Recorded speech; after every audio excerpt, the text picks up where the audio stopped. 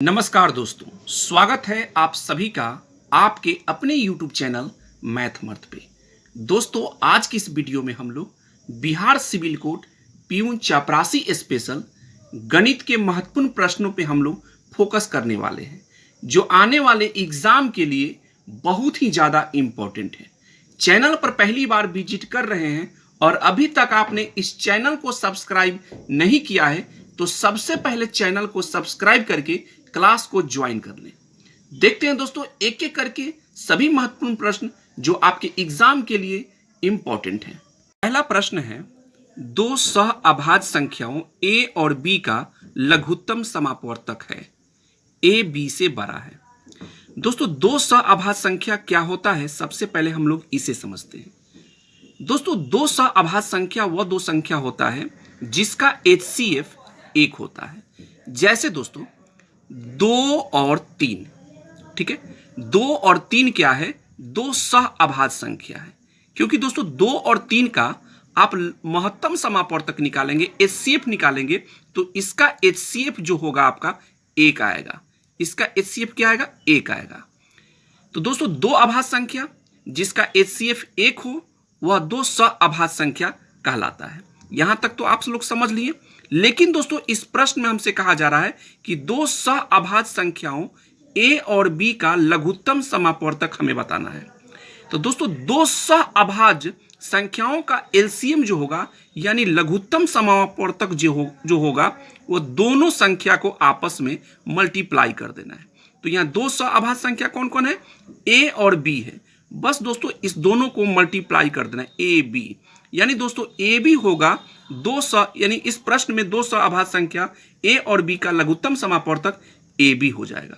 देख लेंगे ऑप्शन में a b कहाँ है, ऑप्शन सी में है, और ये आपका सही आंसर है। उम्मीद करता हूं दोस्तों कि इस प्रश्न को अच्छे ढंग से समझ गए होंगे, साथ ही साथ दो सह अभाज्य संख्या की जानकारी भी आपको हो गया होगा। अब दोस्तों चलते हैं अगले प्रश्न को, और उसे भी हम लोग बेहतरीन ढंग से समझते हैं, सीखते हैं। अगला प्रश्न है दोस्तों, एक लंबवृत्तीय शंकु की ऊंचाई और तिरछी ऊंचाई क्रमशः 24 सेंटीमीटर और 25 सेंटीमीटर है। पाई का मान 22/7 मानते हुए शंकु का वर्ग पृष्ठीय क्षेत्रफल ज्ञात कीजिए। अब दोस्तों इस प्रश्न को हम लोग पूरी बेसिक से समझते हैं। पहले शंकु क्या होता है इसे हम लोग सबसे पहले समझ लें। तो दोस्तों इस प्रकार हमने एक शंकु का आकृति बनाया, फिगर बनाया, और इस शंकु में दोस्तों ये आपका हाइट कहलाता है, ठीक है। इस प्रकार हम a और इसको o और इसको b मान लेते हैं। तो ये आपका ये हाइट हुआ, और ये तिरछी हाइट, ये तिरछी ऊंचाई हो गया, जिसे हम लोग l बोलेंगे, और OB ये आपका रेडियस होगा। दोस्तों इस प्रश्न में देखिए कि हाइट यहां दिया हुआ है, हाइट 24 सेंटीमीटर। प्रश्न में कह रहा है कि ऊंचाई और तिरछी ऊंचाई क्रमशः 24 सेंटीमीटर और 25 सेंटीमीटर, यानी हाइट यहाँ 24 सेंटीमीटर है और तिरछी ऊंचाई यानी एल जो है यहाँ 25 सेंटीमीटर है। लेकिन दोस्तों रेडियस यहाँ नहीं दिया है, और जब तक रेडियस पता नहीं होगा, त्रिज्या पता नहीं होगा, हम शंकु का वर्ग पृष्ठीय क्षेत्रफल नहीं निकाल सकते हैं। तो सबसे पहले हम लोग दोस्तों रेडियस निकालेंगे, और रेडियस निकालने के लिए दोस्तों यहाँ पाइथागोरस के नियम का पालन करेंगे, ठीक है। तो R इक्वल टू हो जाएगा दोस्तों L का स्क्वायर माइनस H का स्क्वायर। तो R इक्वल टू L का स्क्वायर, तो L कितना है, L है आपका 25 का स्क्वायर, और H कितना है 24 का स्क्वायर। तो दोस्तों यहाँ 25 का स्क्वायर करेंगे तो ये आपका आ जाएगा 625, और 24 का स्क्वायर करेंगे तो ये आ जाएगा 576। समझिएगा ध्यान से दोस्तों। अब दोस्तों यहाँ देखिए कि 625 में से 576 को माइनस करेंगे, घटाएंगे, तो ये आपका आ जाएगा, ये आ जाएगा आपका 49। 15 में से 6 जाएगा 9, और ये 11 में से 7 गया 4, यानी 49 आपका आएगा। इस प्रकार दोस्तों √49 है, यानी 49 का वर्गमूल निकालेंगे तो ये आपका आ जाएगा कितना, 7 आ जाएगा, ठीक है। तो इस प्रकार हमने त्रिज्या पता कर लिया कि त्रिज्या कितना है, रेडियस कितना है, 7। अब दोस्तों यहां हमसे कहा जा रहा है क्या, कि शंकु का वर्ग पृष्ठीय क्षेत्रफल बताइए। तो दोस्तों शंकु का वर्ग पृष्ठीय क्षेत्रफल का फॉर्मूला होता है पाई आर एल होता है। पाई का वैल्यू 22 बटा आपका 7 होता है जो दिया हुआ है, और रेडियस यहाँ 7 है। देख सकते हैं कि रेडियस अभी हम लोग निकाले हैं 7, तो मैंने 7 लिख दिया। और एल यानी तिरछी ऊंचाई आपका कितना है, तो 25 है, तो यहाँ मैंने 25 लिख दिया। अब 7 से 7 दोस्तों यहाँ कट जाएगा और 22 में 25 से गुना करेंगे दोस्तों तो ये आ जाएगा आपका 550। 22 में 25 से गुना करेंगे तो 550 आ जाएगा और यही 550 दोस्तों आपका शंकु का वर्ग पृष्ठीय क्षेत्रफल हो गया। देख लेंगे 550 सेंटीमीटर स्क्वायर कहाँ है, ऑप्शन डी में है और ये आपका सही आंसर है। उम्मीद करता हूं दोस्तों कि इसे आप अच्छे ढंग से समझ गए होंगे। देखते हैं अब अगले प्रश्न को और उसको भी हम लोग बेहतरीन ढंग से समझते हैं, सीखते हैं। अगला प्रश्न है दोस्तों, एक आयत की लंबाई और चौड़ाई का अनुपात 3:1 है। यदि इसका परिमाप 96 मीटर है तो आयत की लंबाई कितनी होगी। दोस्तों ध्यान से समझिएगा, इस प्रश्न में एक आयत की लंबाई और चौड़ाई का अनुपात दिया हुआ है, ठीक है, और इसका परिमाप हमसे पूछा, परिमाप भी दिया हुआ, तो यहाँ आयत की लंबाई हमसे पूछा जा रहा है। तो दोस्तों यहाँ समझिएगा, जब रेशियो में जब कोई चीज़ दिया हुआ रहे तो उसको आप लेट कर लीजिएगा, यानी आप मान लीजिएगा। तो हम मान लेते हैं दोस्तों कि लंबाई यहाँ हो जाएगा आपका 3x और चौड़ाई हो जाएगा आपका x, यानी x में 3 से गुना करेंगे 3x और चौड़ाई 1 है तो सीधे हम x लिख लेंगे। इस प्रकार दोस्तों मैंने मान लिया कि लंबाई 3x है और चौड़ाई 1x है। यहाँ तक क्लियर है। और दोस्तों आयत का जो परिमाप होता है वह होता है 2 इंटू लेंथ प्लस ब्रेथ होता है और यह परिमाप आपका दिया हुआ है कितना, 96 दिया हुआ है। तो 2 एल का वैल्यू कितना है 3x और b यानी चौड़ाई आपका कितना है सीधे x है, इक्वल टू 96। 3x और 1x जोड़ेंगे तो कितना हो जाएगा 4x इक्वल टू 96। 4 में 2 से गुना करेंगे यह हो जाएगा 8x इक्वल टू 96। तो x इक्वल टू हो जाएगा 96 और ये 8 आपका नीचे आ जाएगा, तो 8 इकाई 8, 8 दूना 16, यानी x का वैल्यू आपका आ गया 12।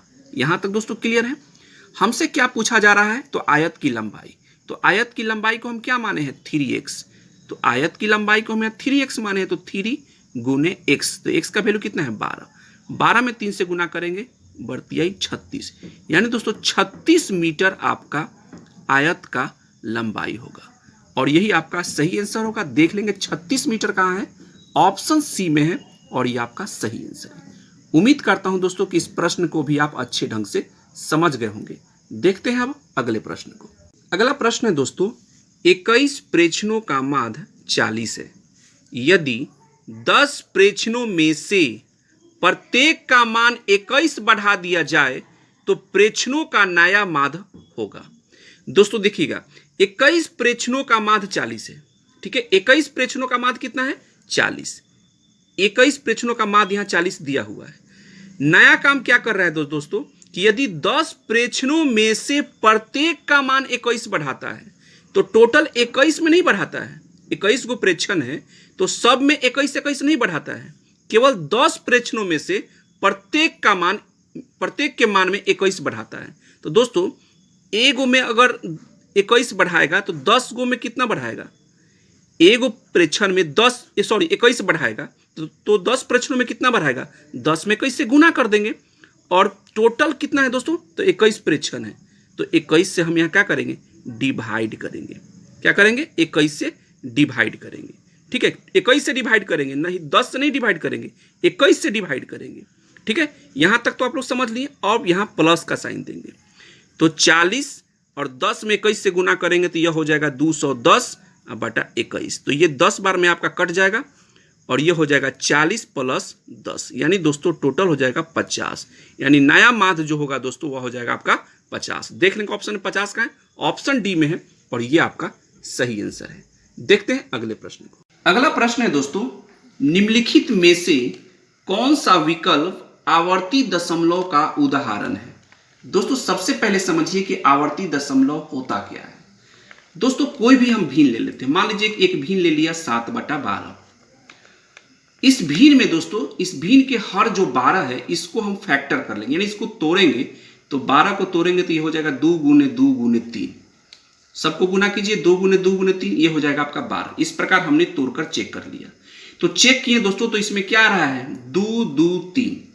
तो दोस्तों यदि किसी भी भिन्न के हर को फैक्टर करने पर, तोड़ने पर, अगर केवल 2 या केवल 5 या 2 और 5 दोनों हो, इसके अलावा कोई भी 2 और 5 के अलावा कोई दूसरी संख्या न दिखाई दे, न हो, तो वह आवर्ती दशमलव नहीं कहलाता है। ठीक है, अगर 2 और 5 के अलावा कोई भी संख्या दिखाई दे तो वह आपका आवर्ती दशमलव कहलाता है। तो दोस्तों यहां देखिए 2 2 के अलावा 3 भी है, यानी दोस्तों यह 7/12 जो है यह आवर्ती दशमलव है। अब दोस्तों इस ऑप्शन देखते हैं, पहला ऑप्शन आपका है 24/60। अब इसके हर को देखिए, तो हर में क्या है 60, तो 60 को तोड़िए, तो 6 को तोड़ेंगे तो यह हो जाएगा 2 गुने 3, और 0 को तोड़ेंगे दोस्तों, तो 0 का मतलब होता है दोस्तों 2 गुने 5।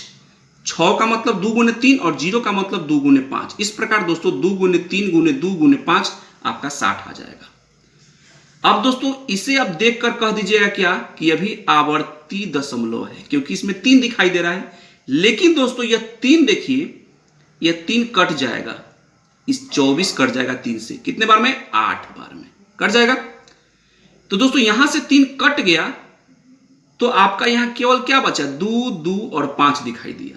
3 तो यहां से हट गया हर में से, तो यह आवर्ती दशमलव नहीं है। क्लियर। चलिए अगला है दोस्तों 24/120। अब इसे चेक कीजिए, तो 24/120 में हर में क्या है, 120 है। 12 को लिख सकते हैं 2 गुने 2 गुने 3, और 0 का मतलब 2 गुने 5। यहां तक क्लियर है। चलिए तो दोस्तों यहां देखिए 2 2 3 2 5, तो यहां से इसमें से भी 3 से ये 24 कट जाएगा, तो केवल क्या बच गया, 2 गुने 2 गुने 2 गुने 5, तो ये भी आवर्ती दशमलव नहीं है। तो आवर्ती दशमलव क्या होना चाहिए, 2 और 5 के अलावा कोई और संख्या होनी चाहिए, तब जाकर वह आवर्ती दशमलव कहलाएगा। अब दोस्तों देखिए 24/90। अब इसको देखिए 24, 90 को हम लिख सकते हैं 3 गुने 3 और 0 2 गुने 5। तो दोस्तों यहां भी 3 है और 3 से ये 24 कट जाएगा 8 बार में। लेकिन एक और 3 है दोस्तों, और यह 3 अब किसी से कटने वाला नहीं है, और यह 3 हमेशा के लिए यहां रह गया। यानी दोस्तों 2 और 5 के अलावा यहां 3 भी है, तो यह दोस्तों 24/90 जो होगा यह आवर्ती दशमलव होगा। यही आपका सही आंसर होगा, ऑप्शन सी आपका सही आंसर। उम्मीद करता हूं कि आप इसे समझ गए होंगे। देखते हैं अगले प्रश्न को। अगला प्रश्न है दोस्तों, यदि मैं एक वस्तु को 595 रुपए में बेचता हूं तो मुझे 19% का लाभ प्राप्त होता है। यदि मैं इसे 475 रुपया में बेचता हूं तो मुझे होने वाला लाभ या हानि का प्रतिशत क्या है। दोस्तों बहुत इंपॉर्टेंट प्रश्न है, और इसके लिए हम आपको एक कंसेप्ट बता रहे हैं, समझिएगा। जब भी दोस्तों आपको प्रतिशत वाली कोई भी प्रश्न हो तो आपको प्रतिशत से ही आपको स्टार्ट करना है। 19% क्या है, 19%। 19% को जो दोस्तों जब हम भिन्न बदलेंगे तो यह हो जाएगा 19/100, और इसको हम ऐड कर लेते हैं। ठीक है, इसको क्या करेंगे, ऐड कर लेंगे, यह हो जाएगा आपका 119/100। कहने का मतलब यह है दोस्तों कि 19% का हम होल वैल्यू निकाल लिए तो कितना आएगा, 119/100। समझिएगा दोस्तों, बेहतरीन कंसेप्ट है। ऊपर वाला जो दोस्तों होता है यह आपका एसपी कहलाएगा, यानी विक्रय मूल्य, और नीचे वाला सीपी कहलाएगा, यानी कि क्रय मूल्य। यानी बेचने वाला मूल्य आप एसपी और खरीदने वाला मूल्य सीपी। यहां तक तो आप लोग समझते हैं। चलिए अब 119 रुपया यहां आपका एसपी है, लेकिन प्रश्न में कितना में बेच रहा है, 595 बेच रहा है, और यहां 119 आ रहा है। तो 119 में हम कितना से गुना करेंगे दोस्तों कि 595 आ जाएगा। तो हम दोस्तों 119 में अगर 5 से गुना करते हैं तो आपका 595 आ जाएगा, जो कि प्रश्न में आपका विक्रय मूल्य यानी कि 595 में बेचता है, ये विक्रय मूल्य है। तो यहां 5 से गुना करके 595 लाए हैं, तो यहां जो दोस्तों 100 है, यहां भी हम 5 से गुना कर देंगे तो यह हो जाएगा 500, और यही 500 दोस्तों आपका क्रय मूल्य हुआ, यानी खरीदने वाला जो मूल्य है वह है 500। अब दोस्तों बताइए कि 500 रुपया में कोई चीज आप खरीदे हैं और 475 रुपया में जब बेचेंगे तो सिंपल सी बात है कि हानि होगा। लेकिन कितना का हानि हुआ? तो हानि आपका हो जाएगा 500 में से आप क्या कीजिए कि 475 को घटा लीजिए।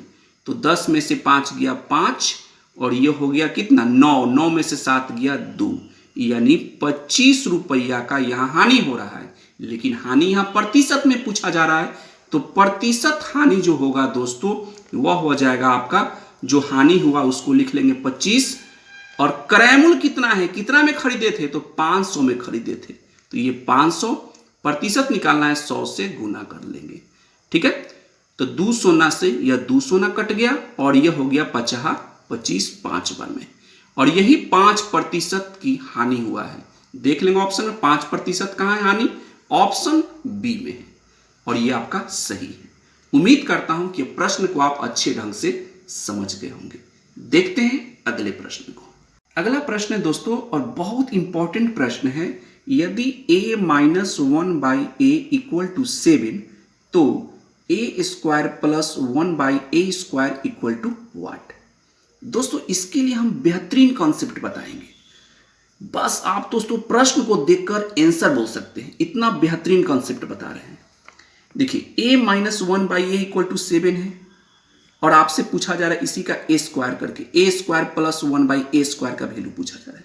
करना कुछ नहीं है दोस्तों, जो आपका वैल्यू दिया रहेगा उसका आपको स्क्वायर कर लेना है। 7 है तो 7 का स्क्वायर कर लीजिए, और यहां माइनस रहेगा तो आपको 2 जोड़ देना है।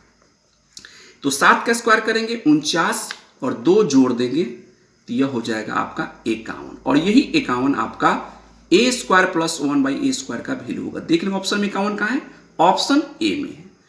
अगर दोस्तों यहां अगर माइनस रहता, सॉरी प्लस रहता, तो यहां 7 का इस और यहां प्लस रहता, मान लीजिए रहता ऐसे a plus 1/a equal to 7, और पूछ देता क्या, पूछ देता कि a square plus 1/a square का वैल्यू बताइए। ठीक है, तो दोस्तों यहां आप 7 का स्क्वायर कर लेते हैं, और यहां प्लस रहता है तो यहां 2 माइनस कर लेते हैं। तो 7 का स्क्वायर करेंगे 49, 2 घटा लेंगे तो यह हो जाएगा 47। अगर ऐसा रहता प्लस में रहता तो माइनस कर लेंगे, माइनस में रहेगा तो हम 2 यहां प्लस कर लेंगे। ठीक है, उम्मीद करता हूं दोस्तों कि ऐसे प्रश्न को आप एग्जाम में बहुत आसानी से देखते ही देखते सॉल्व कर लेंगे। दोस्तों इसके लिए मैंने एक स्पेशली वीडियो बनाया है। पावर 3 रहे, पावर 4 रहे, पावर 5 रहे, पावर 7 रहे, कितना भी पावर हो, आप प्रश्न को देखकर आंसर बोल सकते हैं। और बेहतरीन वीडियो मैंने ऑलरेडी पहले हम आपको बता चुके हैं पहले वीडियो में। अभी तक आपने वो वीडियो नहीं देखा है तो प्लेलिस्ट में जाइए और वहां जाकर दोस्तों बेहतरीन ढंग से आप इस प्रकार के प्रश्नों के लिए जबरदस्त वह वीडियो आप जरूर देखिएगा। मिलते हैं अगले वीडियो में, तब तक जय हिंद, वंदे मातरम।